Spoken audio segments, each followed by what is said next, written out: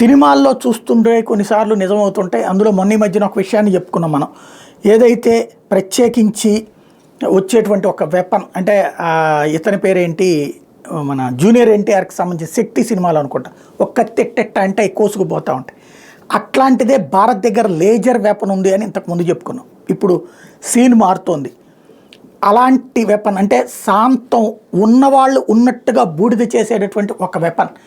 అది అణ్వస్త్రాలకు వాడేటటువంటి దాంతో చేశారా లేకపోతే మరి దేంతో చేశారో తెలియదు, కానీ ఒక సీరియస్ ఎఫర్ట్ పెడుతున్నారు అన్నటువంటి మాట ఇంతకుముందు అనుకున్నాం. ఇప్పుడు సీన్ కట్ చేస్తే ఆ రష్యా పరిశోధన చేస్తోంది, మొన్న మధ్యన పరీక్ష చేసినట్టుంది అని.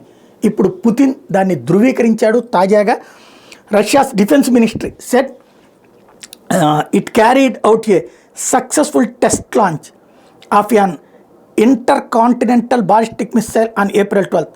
As per reports, the launch focused on confirming the stability of the missiles in service with the Russian army. The test took place at the Kapuschian Air Training Ground in Russia's southern Astrakhan region near the Caspian Sea, where the missile was launched from a mobile ground missile launch vehicle. ఇది కదిలించేటటువంటి vehicle ద్వారా, అంటే missiles సాధారణంగా ఒక చోట పెట్టి rocket launcher నుంచి కొడతారు, missile launchers నుంచి. ఇప్పుడు అది కాకుండా నడుస్తూ చేసి ఇప్పుడు ఇజ్రాయెల్ మీదన హమాస్ వాళ్ళు, హౌతీ తీవ్రవాదులు వాడుతున్నారు. అట్లాంటి దాని నుంచి అణ్వస్త్రాలు ప్రయోగించడం సాధ్యమంటే ప్రయోగించడం సాధ్యమని నిరూపించింది రష్యా.